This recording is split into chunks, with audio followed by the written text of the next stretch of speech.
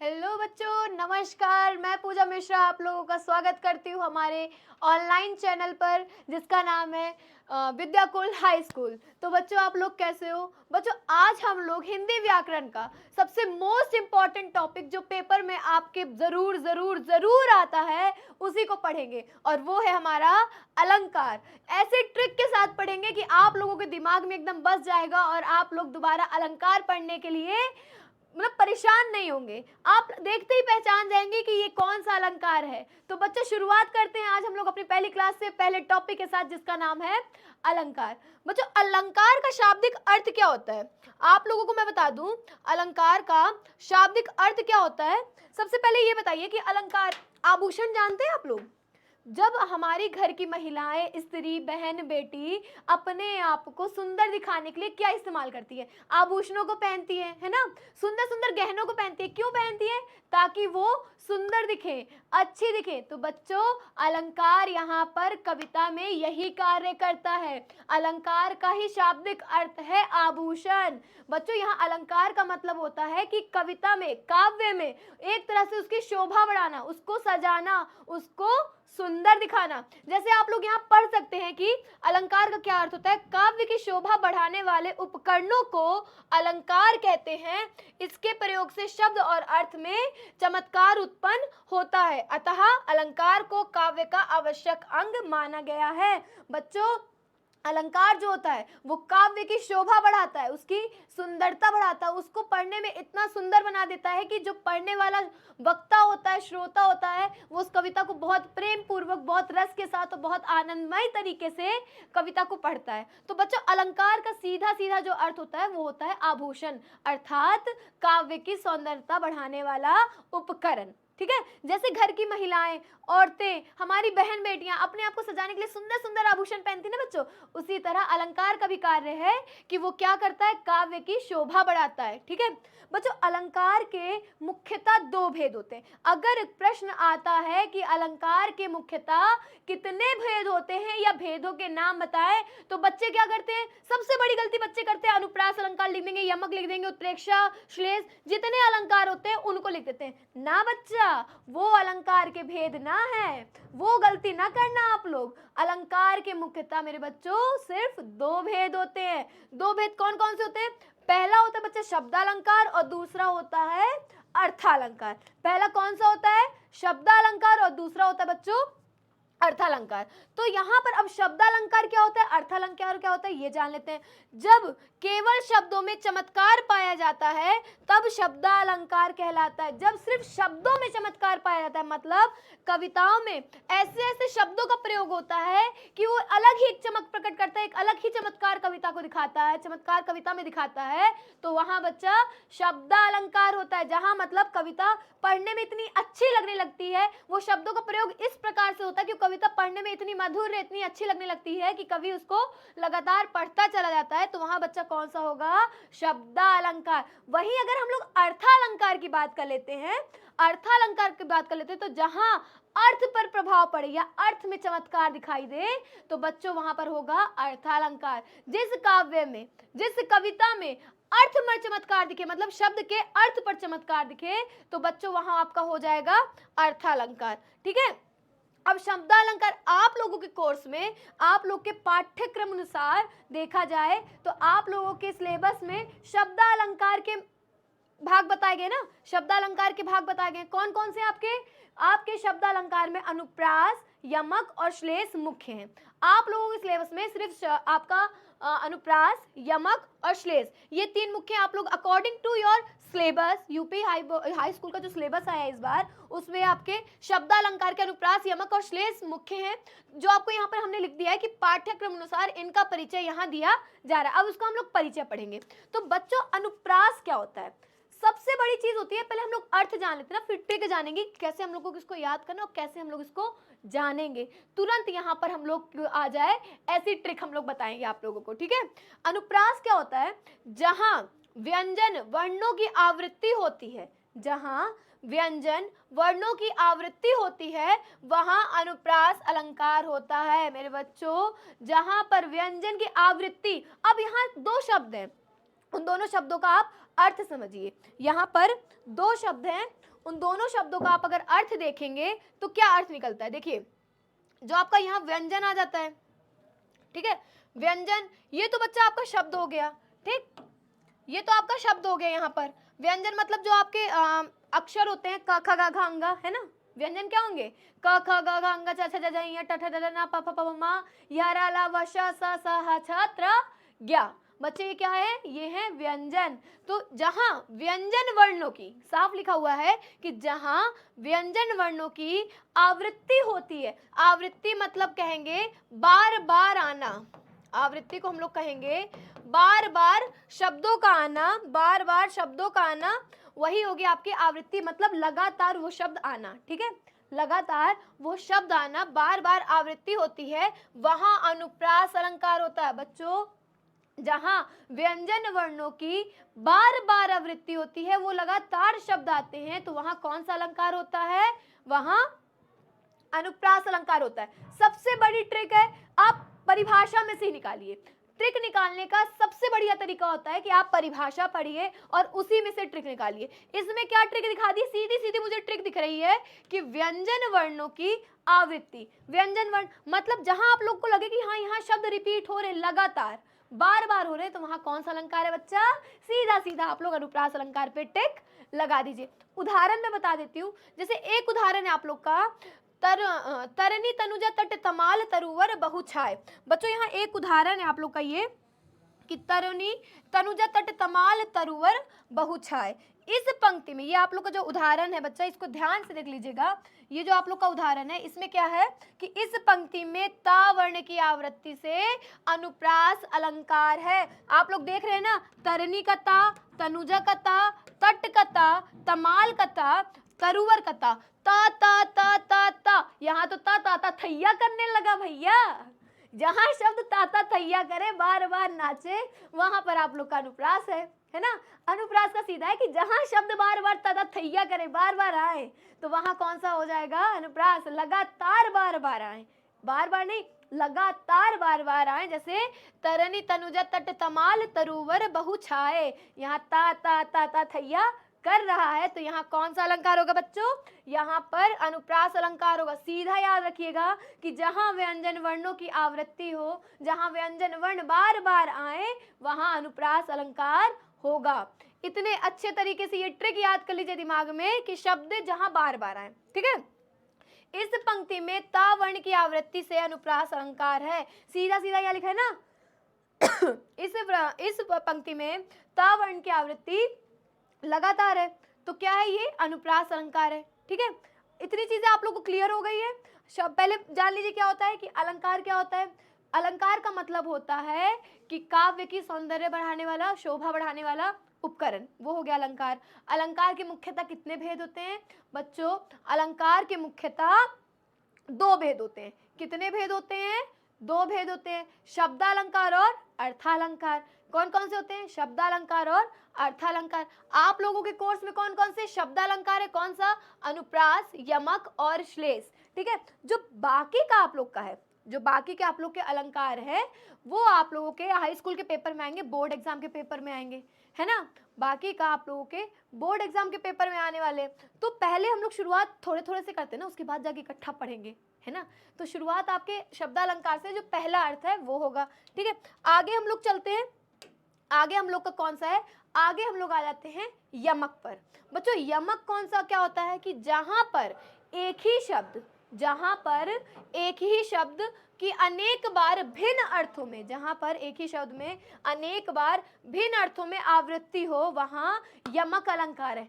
हो गए ना कंफ्यूज, कंफ्यूजन तो हो गई होगी भाई, अनुप्रास में भी बार बार है, पर यहाँ देखिए क्या लिखा है, यहाँ लिखा है जब एक ही शब्द, मतलब एक जैसे दिखने वाले शब्द बार बार आए और दोनों का अर्थ अलग हो, दोनों का अर्थ अलग हो, तो बच्चा वहां पर कौन सा अलंकार होगा, वहां पर हमारा यमक अलंकार होगा। याद कर लीजिए, यमक अलंकार होगा जहां बार बार एक ही शब्द दो बार आए, तीन बार आए, पर हर जगह उसका अर्थ अलग निकले, ठीक है।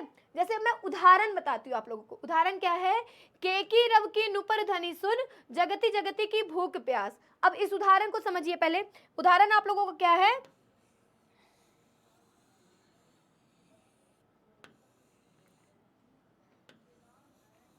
हाँ जी, के की रव की नुपुर ध्वनि सुन, जगती जगती की भूख प्यास। अब यहाँ कोई ऐसा शब्द दिख रहा है जो बार बार इस्तेमाल हुआ है, पर वहां पर अर्थ अलग है। बिल्कुल, जगती, यहाँ दिख रहा है ना, जगती जगती, 2 बार जगती जगती शब्द आया, एक ही जैसा लिखा हुआ है।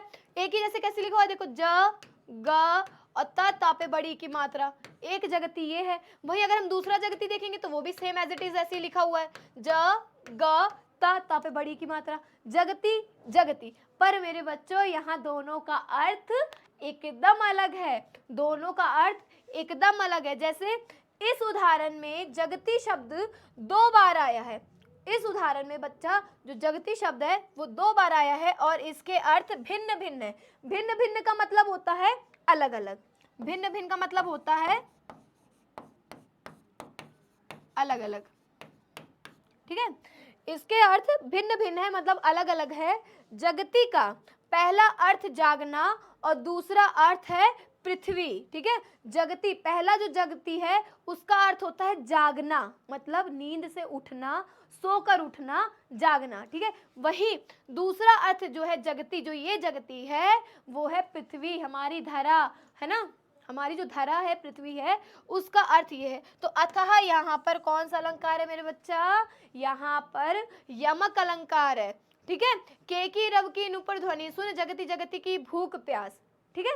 यहाँ पर जगती जगती का 2 अर्थ आया है, तो यहाँ बच्चा कौन सा अलंकार है, यमक अलंकार है। अब अच्छे से याद कर लीजिए कि जहां 2 शब्द हो और उसका अगर अर्थ निकाले और दोनों शब्दों का अर्थ अलग अलग हो तो वहां कौन सा अलंकार होगा मेरे बच्चा, यमक अलंकार। एक मैं एग्जाम्पल देती हूँ, उस एग्जाम्पल से ना आपको अच्छी से क्लियर हो जाएगी वो चीज। यहां मैं लिख देती हूँ उस चीज को। जैसे आपका वो एग्जाम्पल है,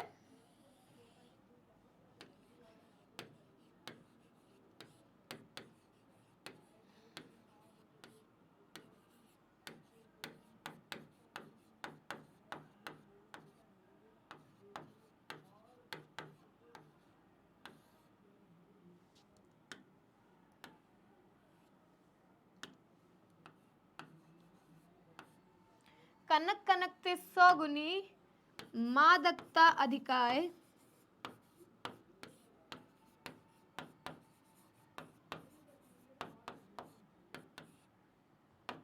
जो खाए पछताए,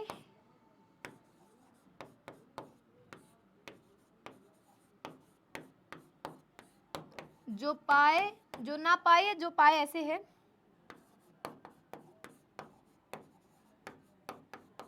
ठीक है। तो एक आप लोगों ने बहुत फेमस सुना होगा, कनक कनकते 100 गुनी मादकता अधिकाय, जो खाए पछताए, जो ना पाए वह पछताए, जो पाए पछताए, ऐसे करके है। तो बच्चा यहाँ जो कनक कनक 2 शब्द इस्तेमाल हुए हैं, कनक और कनक की, तो यहाँ दोनों कनक का अर्थ है ना वो अलग है। आप लोग एक बार बताइए कि कनक किस किस शब्दों का पर्यायवाची होता है। बच्चा, कनक सोने को भी कहते हैं, जो सोना होता है ना, स्वर्ण आभूषणों में जो इस्तेमाल होता है, जो गहनों बनाने में इस्तेमाल होता है, सोना, गोल्ड। तो एक कनक का अर्थ होता है सोना और दूसरे कनक का अर्थ होता है धतुरा, वो नशीली चीज है ना, धतुरा, जो मोस्टली भोले बाबा को चढ़ाया जाता है। जो बच्चे ना जानते हो मैं बता दूं, भोले बाबा को मोस्टली चढ़ाया जाता है, जिसको हम लोग धतुरा कहते हैं। तो एक कनक का मतलब होता है सोना और दूसरे कनक का मतलब होता है तो धतुरा। इस कहानी में इस मतलब काव्य में यही कहता है कि कनक कनक ते 100 गुनी मादकता अधिकाय, जो कनक कनक है ना, सोना और धतूरा दोनों का नशा बहुत बड़ा होता है। जो दोनों का नशा होता है वो बहुत बड़ा होता है। जो एक कनक को खा ले वो तो पछताता ही, भाई नशे में चला गया। धतूरा जो इतना सा खा ले, बहुत नशा होता है उसमें, वो नशे में चला गया। और जो दूसरा कनक सोना है, उसको जो पाएगा वो भी पछताएगा, जो खोएगा वो तो पछताएगा पछताएगा। भाई बहुत भारी चीज है कनक, बहुत सोना बहुत महंगी चीज है ना।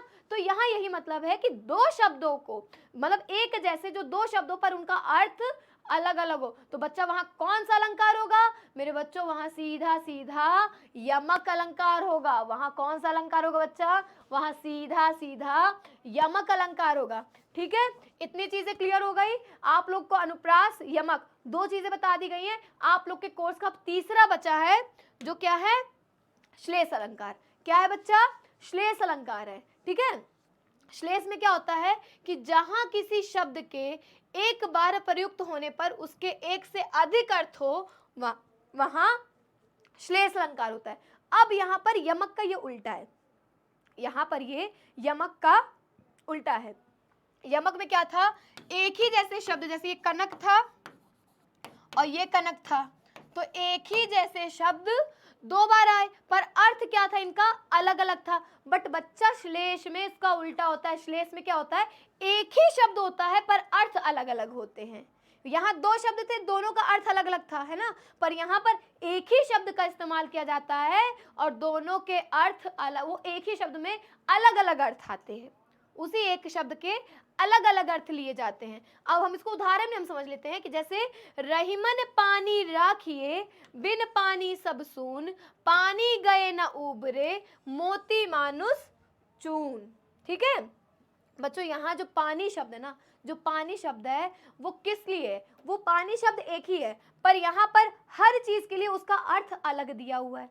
जो पानी शब्द है पर अलग अलग चीजों के लिए अलग अलग वो शब्द दिया गया है। जैसे रहीमन कहते, रहीम जी कहते हैं कि पानी राखिए बिन पानी सब सून, रहीमन पानी हमेशा रखिए, बिना पानी कुछ नहीं। अब यहाँ पानी का अर्थ क्या है, किसके लिए कौन सा अर्थ आएगा, पानी गए ना उबरे, मतलब एक बार पानी चला गया तो कुछ नहीं बचता। जैसे मोती, जो पानी मोती होती है, मोती आप लोग जानते हैं ना, मोती वो किस में होता है, पानी में होता है। अगर वो पानी में जब तक है तब तक उसकी चमक वमक बहुत अच्छी है, और जहां उस मोती की, मतलब यहाँ पानी मोती के लिए चमक है, मोती के लिए पानी चमक है, मतलब उस मोती के लिए पानी का इस्तेमाल चमक के लिए किया गया है कि जब तक उस मोती में चमक है, कहते हैं जब तक उस मोती में चमक है तब तक वो बहुत अच्छी, पर जिस दिन उस मोती की चमक चली गई वो बेकार है, वो एकदम मतलब अर्थहीन है, उसका कोई अर्थ नहीं रह जाएगा। तो यहाँ पर मोती के लिए पानी का मतलब होगा चमक। ठीक है, तो पानी का मतलब यहाँ मोती के लिए क्या है, चमक, मतलब जिस दिन वो चमक चली गई तब उसके बाद उस मोती का कोई अर्थ नहीं रह जाएगा। वही मानुष का मतलब बच्चा यहाँ मनुष्य होता है, मानुष का मतलब मनुष्य, हम इंसान, तो इंसान के लिए पानी का मतलब क्या होगा भाई, सीधा बोलते ना, एक कहावत बोलते ना, पानीदार हो, एक कहावत होती है तुम कितने बड़े पानीदार हो, तो पानीदार का मतलब हो जाएगा यहाँ पर इज्जत, आपकी इज्जत। तो यहाँ मानुष का अर्थ, पानी का अर्थ होगा इज्जत, मतलब मनुष्य के लिए पानी क्या है, उसकी इज्जत है। तो कहते हैं रहीमन कि इज्जत बची रहे, इज्जत के बिना कुछ नहीं है, अगर एक बार इज्जत चली जाती तो बच्चा दोबारा इज्जत नहीं मिलती। चून यहाँ आप लोग कह लीजिए, ठीक है, मोती मानुष चून, यहाँ कह लीजिए जो चूना होता है ना, चूना होता है, जब तक उसमें पानी रहता है तब तक ठीक नहीं, वो खराब ही है, सूखा होके खत्म हो जाता है चूना। तो बात यहाँ पर वही है कि इस उदाहरण में तीसरा पानी शब्द श्लेष है और इसके यहाँ तीन अर्थ है, चमक मोती के लिए, प्रतिष्ठा मनुष्य के लिए, और जल चूने के पक्ष में। ठीक है, जल किसके पक्ष में बच्चों, चूने के पक्ष में है। तो इतनी चीजें आपको समझ आ गई अच्छे से। तो यहाँ पर सीधा सीधा श्लेष अलंकार में क्या आ जाता है आपका कि शब्द एक होगा पर उसके अर्थ अलग अलग होंगे। तो अतः इस दोहे में श्लेष अलंकार है। इस दोहे में कौन सा अलंकार है बच्चा, इस दोहे में श्लेष अलंकार है। तो श्लेष अलंकार थोड़ा सा कंफ्यूजिंग है, थोड़ा सा टफ है, पर अगर उसको इजीएस्ट वे में समझा जाए तो कुछ नहीं है। ठीक है, और वही हम करने आए हैं यहाँ पर, उसी चीज को इजी बनाने आए ताकि आप लोगों को अच्छे से एकदम समझ आ जाए। और भाई 9th क्लास में हो, अगले साल आप लोगों का बोर्ड एग्जाम है, तो आप अभी से तैयारी में जुट जाओ, अभी से ना सीखोगे तो कब सीखोगे, है ना। तो वही चीज है यहाँ पर कि श्लेष अलंकार हो गया, यमक अलंकार हो गया, अनुप्रास अलंकार हो गया, तो इन तीनों को आप अच्छे से एकदम अच्छे तरीके से सीख लीजिए। ठीक है, तो श्लेष अलंकार आप लोग अच्छे से समझ गए होंगे कि जहां एक शब्द है, जहां एक शब्द है पर उनका अर्थ अलग अलग है, उसका अर्थ हर जगह के लिए अलग अलग इस्तेमाल किया गया। सीधा सीधा बहुत अच्छा उदाहरण है। और हाँ, आप लोगों के पेपर में मोस्टली यही उदाहरण दिया जाता है, आप लोगों के पेपर में मोस्टली यही उदाहरण दिया जाता है, ज्यादातर यही उदाहरण दिया जाता है कि इसमें पानी का अर्थ बताइए और पानी का कौन सा अलंकार है। तो सीधा सीधा भाई देख के बता देना, पानी शब्द है, मानुष मोती चून तीन दिए हुए हैं, तो तीनों के लिए पानी अलग अलग है, तो मतलब यहाँ कौन सा अलंकार हो जाएगा, श्लेष अलंकार। क्लियर हो गया इतनी चीज। ठीक है, एक बार हम फिर से रिवीजन कर लेते हैं इन तीनों का, फिर हम देखते हैं कि आगे और कौन सा होता है। इतनी चीजें आई होप आप लोग को बहुत अच्छे से क्लियर हो गई होंगी। इतनी चीज़ें आप लोगों को बहुत अच्छे से क्लियर होगी और भी अच्छे से क्लियर होंगे जब आप लोग हमारे साथ इसी तरह जुड़े रहेंगे और खूब मस्ती भरे बातों के साथ हम लोग इसी तरह क्लास को आगे बढ़ाते रहेंगे ना मेरे बच्चों। ठीक है, हाँ जी। तो आप लोग को मैं एक बार फिर से रिवीजन करा दूं शुरुआत से एक बार सारी चीजें क्या क्या थी कि अलंकार क्या होता है भाई। सीधा सीधा अर्थ है कि काव्य की शोभा बढ़ाने वाले उपकरणों को अलंकार कहते हैं। अब यहाँ उपकरण क्या है? उपकरण है वो शब्द जिनको इतने अच्छे तरीके से लगाया जाता है, इतने अच्छे तरीके से उसको रखा जाता है कविता के बीच में कि वो कविता एकदम मनमोहक हो जाती है भाई, हमारे मन को एकदम मुग्ध कर देती है, हम लोग रम जाते हैं, डूब जाते हैं, खो जाते हैं उस कविता में। ठीक है, तो यहाँ वही चीज है कि काव्य की शोभा बढ़ाने वाले उपकरणों को अलंकार कहते हैं। सीधी सीधी अगर आप लोग के पेपर में परिभाषा आती है कि अलंकार की परिभाषा कौन सी है, तो सीधा आप लोग लिख देंगे कि काव्य की शोभा बढ़ाने वाले उपकरणों को अलंकार कहते हैं। ठीक है, इसके प्रयोग से शब्द और अर्थ में चमत्कार उत्पन्न होता है। किसमें चमत्कार उत्पन्न होता है मेरे बच्चा? किसमें होता है? इसके प्रयोग से शब्द और अर्थ, दो चीजों में, शब्द में और अर्थ पे, इसके प्रयोग से शब्द और अर्थ में चमत्कार उत्पन्न होता है। और इन्हीं दोनों में क्या होता है? इसका भेद निकाला जाता है ना, मुख्यतः इन्हीं दोनों का भेद होता है। मैंने जैसे बताया था आप लोगों को, शब्दालंकार और अर्थालंकार। ठीक है, शब्द और अर्थ में चमत्कार उत्पन्न होता है, अतः अलंकार को काव्य का आवश्यक अंग माना गया है। अलंकार को काव्य का आवश्यक अंग माना गया है। अगर अलंकार ही नहीं होगा तो कविता अच्छी बनेगी नहीं, वो सुंदर लगेगी नहीं। भाई क्या होता है, आप लोगों की मम्मियाँ, बहनें, दीदी लोग जो हैं, बेटियां हैं, बेटियां तो होंगी नहीं, अभी तो बहुत छोटे छोटे तुम लोग खुद ही 9th क्लास के स्टूडेंट हो, तो जो बहनें हैं, मम्मी हैं, दीदी लोग हैं, तो वो लोग कभी कभी आप लोग करना ये चीज़, मतलब ये प्रैक्टिकल है। मैं आप लोग साइंस में प्रैक्टिकल किए होगे, मैथ्स में प्रैक्टिकल किए होगे, मैं हिंदी में प्रैक्टिकल करा रही हूँ आप लोगों को। हिंदी में भी प्रैक्टिकल करने के मजे ले लीजिए आप लोग इस बार। तो कभी आप लोग करिएगा कि वो लोग किसी शादी या किसी उत्सव के लिए तैयार हो रही हो, चाहे पूजा पाठ कुछ भी हो रहा हो, या किसी शादी में या किसी त्योहार वगैरह के लिए तैयार हो रही हो, उनसे ये कहना कि मम्मी तुम लोग ना आज गहना मत पहनो, बस इतना कह देना, इतना कह देना कि मम्मी तुम लोग आज ना गहने वगैरह मत पहनो, आज बस ऐसे ही कपड़े पहन लो, बस हो गया, ना मेकअप करो ना गहने पहनो। तब देखना मम्मी दीदी का क्या जवाब मिलता है तुम्हें।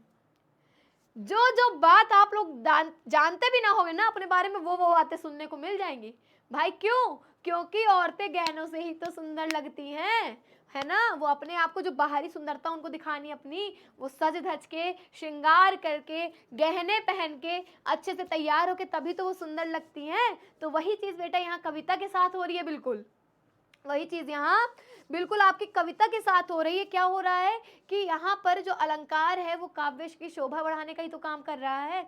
अलंकार एक तरह से औरत यहाँ पर आभूषण है, अलंकार यहाँ पर एक तरह से आभूषण, और जो हमारी काव्य, हमारी सुंदर सी स्त्री है, जो काव्य है वो सुंदर सी स्त्री है, जो अलंकार है मेरे बच्चा, मेरे प्यारे, वो यहाँ पर शोभा बढ़ाने के लिए एक आभूषण का काम कर रहा है। ठीक है, इतनी चीजें तो अच्छे से क्लियर हो गई कि आप लोगों को अलंकार एकदम रट जाए, एकदम जबान पे आ जाए, कोई सामने वाला आके खड़ा होकर बोल दे कि अलंकार क्या, भाई तुम तुरंत बोल दे रहा कि अलंकार वही है जो काव्य की शोभा बढ़ाए। अलंकार काव्य की शोभा बढ़ाने वाले उपकरण को कहते हैं। इतनी चीजें क्लियर? ठीक है, उसके बाद क्या बताया मैंने? अलंकार के दो भेद होते हैं। सीधा सीधा मैंने बताया कि अलंकार के दो भेद होते हैं। पहला होता है शब्दालंकार, और बच्चा मेरे दूसरा होता है अर्थालंकार। शब्दालंकार और दूसरा होता है अर्थालंकार। गलती से भी और मत लिख के आ जाना, सिर्फ इतना पूछेंगे अगर प्रश्न आता है अलंकार के मुख्यतः कितने भेद होते हैं, या मुख्य कौन कौन से भेद होते हैं, कितने होते हैं, तो लिखिएगा दो, और उन दोनों का नाम है शब्दालंकार और क्या है? अर्थालंकार। ठीक है मेरे बच्चों, उसके बाद हम लोग आ जाते हैं कि क्या होता है शब्दालंकार, क्या होता है अर्थालंकार। जैसे कि मैंने आप लोग को बताया कि जब शब्दों में चमत्कार मिले, जब शब्द कुछ इस रोचक तरीके से रखे जाए, तो शब्दों को कुछ इस रोचक तरीके से लगाया जाए काव्य के अंदर कि उसमें एक चमत्कार उत्पन्न हो जाए, जब शब्दों में चमत्कार उत्पन्न हो या शब्दों में चमत्कार पाया जाए, तो उसको मेरे बच्चा, मेरे प्यारे, मेरे लाडलो, उनको हम लोग शब्दालंकार कहते हैं। ठीक है, उसके बाद जब अगर हम लोग, अब यहाँ अर्थालंकार क्या होता है, तो अर्थालंकार बच्चा सीधा सीधा होता है कि जब अर्थ में चमत्कार निकल के आए, जब अर्थ पर चमत्कार निकल के आए, जब उस शब्द का हम उस काव्य का अर्थ जाने और वहां हमें एक अलग ही चमत्कार दिखे, वहां हमें कुछ अलग ही सीखने को मिले, एक अलग ही अर्थ प्राप्त हो, तो वहां बच्चा क्या हो जाएगा आपका अर्थालंकार। ये दो चीजें तो आप लोग को क्लियर हो गई, ठीक है। चलिए आगे हम लोग आ जाते हैं कि शब्दालंकार में आप लोग को सिलेबस में, जैसे मैंने बताया सिलेबस की मैंने वीडियो ऑलरेडी डाल दी है, आप लोग देख लीजिएगा, उसमें सारी चीज़ें आप लोग को क्लियर हो जाएंगी कि आपके सिलेबस में क्या है। क्योंकि बच्चा 2023 है, 2023 में पूरा सेशन मतलब पैटर्न जो है थोड़ा चेंज कर दिया गया, पूरा नहीं, हाँ थोड़ा। क्या हुआ था कोविड के बाद से, 2019 के बाद से, मैं बार बार वही बात कह रही हूँ कि 2019 के बाद से क्या कर दिया गया था, सिलेबस को 30% कम कर दिया गया था। हर सब्जेक्ट में सिलेबस 30% कम हो गया था। तो आप लोगों की बुक के कई चैप्टर्स भी कटे, है ना, आप लोगों की बुक के कई चैप्टर्स भी कटे, कई चैप्टरों को हटा दिया गया। और लेकिन 2023 में फिर क्या हुआ ना कि वो चैप्टर्स फिर से ऐड कर दिए गए, पाठ तो सारे ऐड कर दिए गए, जो चैप्टर्स हैं चाहे वो गद्य का हो चाहे वो पद्य खंड का हो, सारे चैप्टर्स ऐड कर दिए गए हैं, ठीक है। लेकिन व्याकरण में कुछ थोड़ा सा फेरबदल हुआ है, कुछ नई चीजें लाई गई, कुछ पुरानी चीजों को हटा दिया गया। वो मैंने उसके ऊपर ऑलरेडी एक वीडियो बना दी है, उसको आप लोग जरूर देख लीजिएगा, ठीक है। तो यहाँ शब्दालंकार में आप लोग के सिलेबस में बच्चा 3 टॉपिक है, अनुप्रास, यमक और श्लेष। 3 है, अनुप्रास, यमक और श्लेष, ठीक है। अनुप्रास का मतलब जैसे मैंने आप लोग को पहले ही बता दिया क्या होता है कि जहां व्यंजन वर्णों की आवृत्ति से होती है, आवृत्ति मतलब बार बार होती है, जहां व्यंजन वर्ण बार बार आए वहां अनुप्रास अलंकार होता है। जैसे मैंने आप लोग को यहाँ पहले ही बता दिया ना, तरनी तनुजा तट तमाल तरुअर बहुछाए, ता ता ता ता ता ताता कर रहा है ताता थैया, तो ताता थैया मतलब बार बार नाच रहा है, वहीं पर वो शब्द बार बार लगातार ताता थैया कर रहा है। मतलब सिर्फ इसी में नहीं, मैं और उसमें बोल रही हूँ, और काव्य की जो आपके आएंगे यहाँ पद आएंगे, काव्य के आते ना पैसेज वगैरह वो आएंगे, उसमें भी अगर शब्द बार बार आ रहा है तो वहां मेरे बच्चा सीधा सीधा अनुप्रास अलंकार होगा, ठीक है। वहीं अगला अगर हम लोग देख लेते हैं नेक्स्ट पे क्या है आपका, अगला आपका आ जाता है यमक अलंकार, ठीक है। यमक अलंकार में कहा है जहां एक ही शब्द 2 बार आए, मतलब एक जैसा शब्द, ना मात्रा में कोई इधर उधर हो, ना शब्द इधर उधर हो, पूरा एज इट इज सेम। जैसे क्या था यहाँ पर मैंने बताया था आपको, जगती जगती है ना, या कनक कनक, एक ही जैसा लिखा है पर दोनों का अर्थ मेरे बच्चा अलग अलग हो।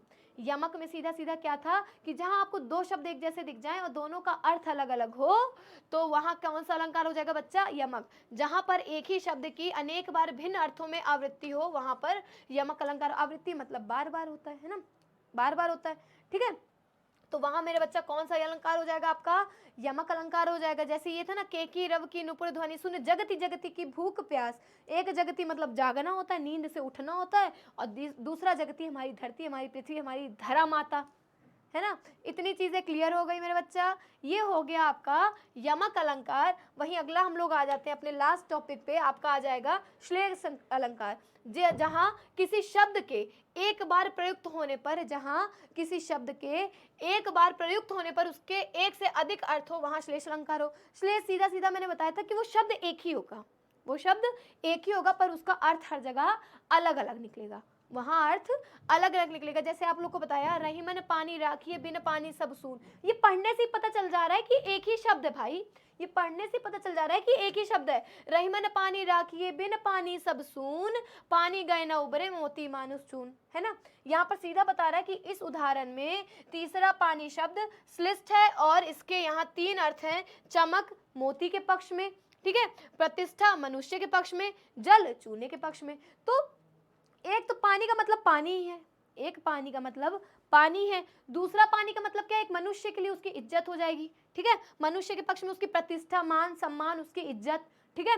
और तीसरा जो है पानी शब्द है, वो किसके लिए हो रहा है, मोती की चमक के लिए, जो मोती होती है वो चमकती रहती है ना, उसके लिए। तो ये 3 बच्चा आप लोगों के कोर्स में अलंकार आने वाले हैं, और आप लोग अच्छे से पढ़ लीजिएगा। और इतनी अच्छी इतनी आसान ट्रिक मैंने बताई है, इतने आराम से आप लोग कर लेंगे।